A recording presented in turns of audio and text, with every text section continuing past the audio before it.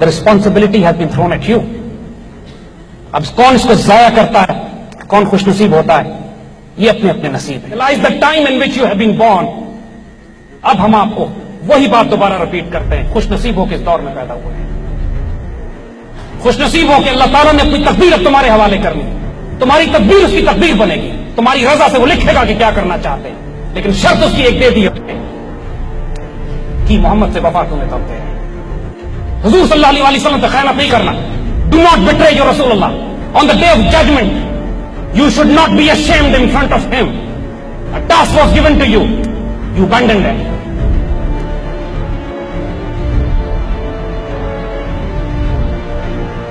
دوسری طرف انڈیا,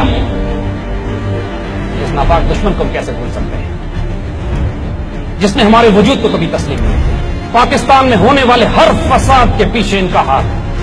اور اللہ کی قسم, نہ تو ہم 47 کے کسی شہید کو بھولیں, نہ ہم 1971 میں ان کے غصب, ان کے ظلم کو بھولیں.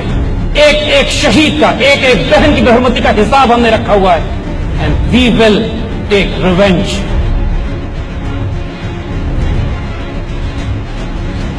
یہ احساس کمتری کا شکار ہے ہمارے ساتھ.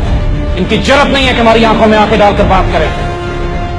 یہ صرف غداری, دھوکے, منافقین, خیانت اور دوسرے صلیبیوں کے ساتھ مل کر پاکستان کو کمزور کرنا چاہتے ہیں. انشاءاللہ اللہ کی قسم ایسا کبھی نہیں ہوگا.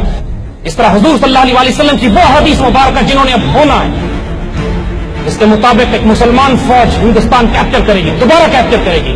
بائی گاڈ یہ فوج صرف اور صرف یہ قوم پاکستان. یہ مشکلات کی آزمائشیں ٹیمپرری ہیں.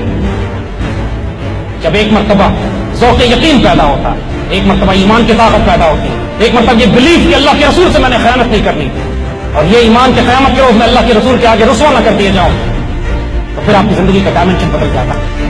Word impossible does not exist in your dictionary.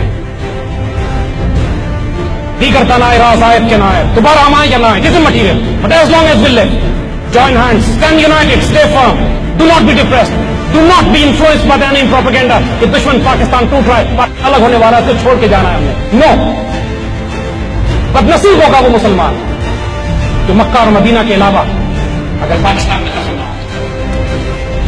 یہ پاکستان جو مدینہ ثانی ہے, جو اللہ کے سائے میں, جس کو بنانے والے اللہ کے رسول صلی اللہ علیہ وسلم کے مجاہدین, جس میں شہید ہونے والے اعلیٰ ترین شہداء, یہ پاکستان جو امت کی آبرو ہے, امت کی آخری چٹان, اس کے ساتھ خیانت نہ کیجیے گا.